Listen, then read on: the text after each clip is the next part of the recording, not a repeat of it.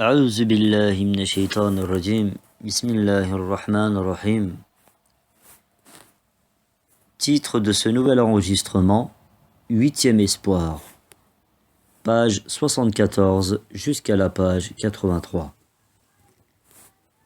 Au moment où des cheveux blancs, signes de vieillesse, sont apparus sur ma tête, les tourments de la Grande Guerre qui rendaient encore plus profond le sommeil de la jeunesse, les bouleversements de ma captivité, comme prisonnier de guerre, la position de la célébrité et de l'honneur que j'avais lorsque je suis finalement rentré à Istanbul, même du calife, du cheikh al-Islam, du commandant en chef des armées, jusqu'aux étudiants des madrasas, qui ont manifesté très excessivement leur bon accueil et leur attention à mon égard, la folie de la jeunesse et l'état d'âme produit par la situation présente.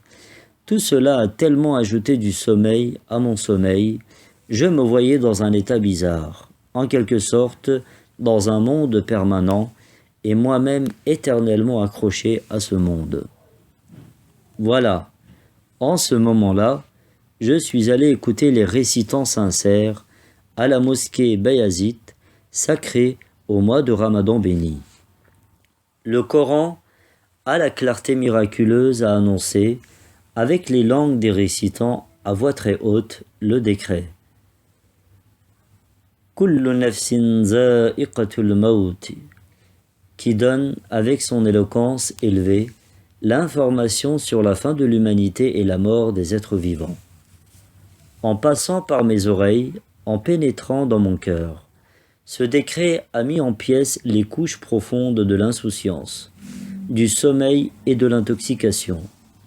Je suis sorti de la mosquée, avec l'étourderie du vieux sommeil qui était installé dans mon esprit depuis longtemps. Je me suis trouvé pendant quelques jours dans un état de tempête, dans un feu de la fumée, et comme un bateau dont la boussole est mal réglée. Plus je regardais mes cheveux dans le miroir, plus les cheveux blancs me disaient « Fais attention ». En fait, la situation s'est éclaircie avec l'avertissement de ces cheveux blancs. J'ai vu me dire au revoir la jeunesse, dans laquelle j'avais beaucoup de confiance, et dont j'étais épris pour ses plaisirs. Et la vie terrestre, avec laquelle j'étais beaucoup trop en rapport, s'éteignait. Le monde dont j'étais beaucoup trop, en quelque sorte, épris, et avec lequel j'étais en rapport, m'avertissait en me disant « Au revoir » pour mon départ de ce lieu des invités. Ce monde même, en disant adieu, se prépare à partir.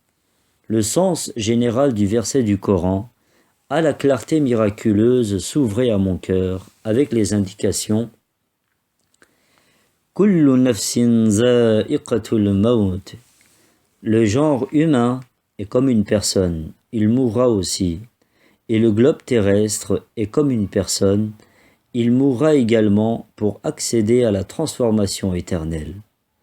Le monde est comme une personne, il mourra aussi pour prendre la forme de l'au-delà.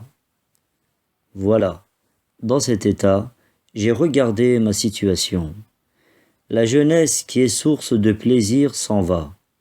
La vieillesse qui est source d'angoisse s'approche. La vie brillante et lumineuse s'en va. La mort, d'apparence obscure et terrifiante, se prépare pour la remplacer.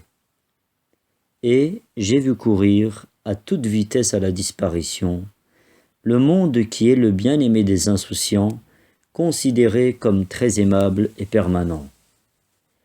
Pour me tromper et pour plonger ma tête dans l'insouciance, j'ai pris en considération beaucoup trop de plaisir du rang social que j'avais reçu. Aucun n'a apporté un quelconque avantage. Tout leur regard, toute leur attention et toute leur consolation ne peuvent atteindre que jusqu'à la porte de la tombe qui est à côté de moi. Ils s'y éteignent. Étant donné que j'ai vu une hypocrisie lourde, un égoïsme froid et une folie passagère, derrière le beau voile de la gloire et de la célébrité, qui constitue l'objectif de l'imagination des stars, J'ai compris que ces choses qui m'ont trompé jusqu'à maintenant ne peuvent m'apporter aucun soulagement et qu'en elles, il n'y a aucune lumière. Pour me réveiller complètement, j'ai recommencé à écouter les récitants à la mosquée Bayazid afin de saisir la leçon céleste du Coran. De cette leçon céleste, j'ai entendu de bonnes nouvelles à travers des décrets sacrés. Wabashiril lazina amanu. Avec la bénédiction que j'ai reçue du Coran, ce n'est pas pour chercher une consolation à l'extérieur. Plutôt, j'ai cherché la consolation, l'espoir et la lumière sur les points dont j'ai eu l'horreur, la désolation et le désespoir. Je remercie 100 000 fois l'être absolu de m'avoir fait trouver le remède dans la maladie, la lumière dans l'obscurité et la consolation dans l'horreur. J'ai regardé la face de la mort qui fait peur. À tout le monde, on imagine que c'est la chose la plus terrifiante. J'ai vu avec la lumière du Coran que même si le voile de la mort est obscur, noir et laid, sa vraie face pour le croyant est lumineuse et belle. Et nous avons démontré avec certitude cette vérité dans beaucoup de traités.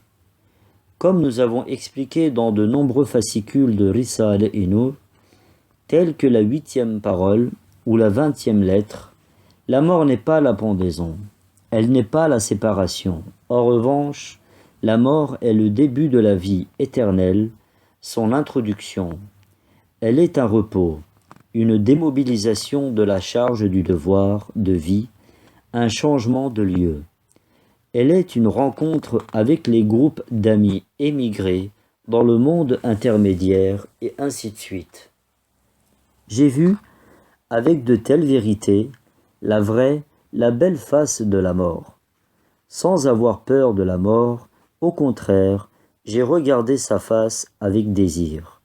J'ai compris un mystère de la contemplation de la mort chez les gens des confréries. Ensuite, j'ai regardé ma jeunesse passée et qui continue à se dérouler.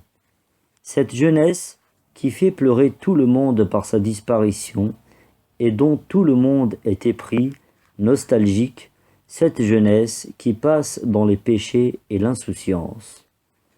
Dans son habit brodé et beau, j'ai vu dans cette jeunesse une face laide, intoxiquée et étourdie. Si je ne connaissais pas son essence, elle m'aurait fait pleurer même si je vivais 100 ans sur terre contre quelques années où elle me ferait rire en me rendant malade. À ce titre, quelqu'un a dit en pleurant « Layta shababata ya'udu yawman fa ukhbiruhu bima fa'ala al-mashib » c'est-à-dire « Ah, si ma jeunesse revenait un jour en me plaignant d'elle, je lui dirais à quel point la vieillesse me causait des moments tristes. » Oui, les personnes âgées, qui ne savent pas l'essence de la jeunesse comme cette personne, pleurent avec tristesse et regret. Tandis que si la jeunesse se trouve chez les croyants, dont le cœur est éveillé, la présence divine existe, la raison et le cœur ont leur place convenable. S'ils dépensent leur jeunesse dans l'adoration, dans de bonnes actions et dans le commerce de l'au-delà, cette jeunesse sera la force la plus efficace de ce commerce et le moyen le plus beau et agréable de bonnes actions. Pour les jeunes qui accomplissent leurs devoirs religieux, sans faire un mauvais usage de leur jeunesse, celle-ci est un bienfait précieux et agréable. S'il n'y a pas de modération, de pudeur et de piété, beaucoup de dangers existent. Leur débordement endommage leur vie éternelle et leur vie de l'au-delà. Plutôt, ces débordements détruisent leur vie de ce monde. En effet, contre 1 an ou 2 des plaisirs de jeunesse, de nombreuses années de vieillesse passent dans des tristesses et dans des angoisses. Puisque la jeunesse tombe mal pour la plupart des gens, nous, les personnes âgées, devons remercier Dieu que nous sommes sauvés des dangers et des risques de la jeunesse. Comme toute chose, les plaisirs de la jeunesse s'en iront.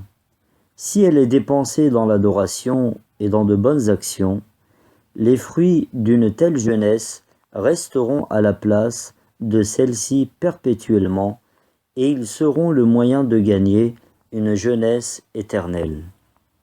Puis, j'ai regardé la vie de ce monde de laquelle tout le monde est épris et à laquelle tout le monde est habitué. J'ai vu avec la lumière du Coran qu'il y a 3 faces importantes du monde. La première, elle concerne les noms divins. Elle est leur miroir. La deuxième, elle concerne l'au-delà. Elle représente le champ à ensemencer de celui-ci. La troisième face, elle concerne les gens attachés au monde. Elle est le lieu de jeu des insouciants. Puisque chacun a un monde énorme dans ce monde, on dirait qu'il y a autant de mondes que d'êtres humains, les uns dans les autres. Le pilier de la vie privée de chacun est sa propre vie. Quand son corps s'écroule, son monde lui tombe dessus, son apocalypse éclate. Étant donné que les insouciants ne réalisent pas que la situation de leur monde se détruit si vite, ils supposent leur monde permanent, ressemblant à un monde général, et ils l'adorent. Comme le monde des autres, j'ai un monde privé qui se démolit et qui se détruit vite.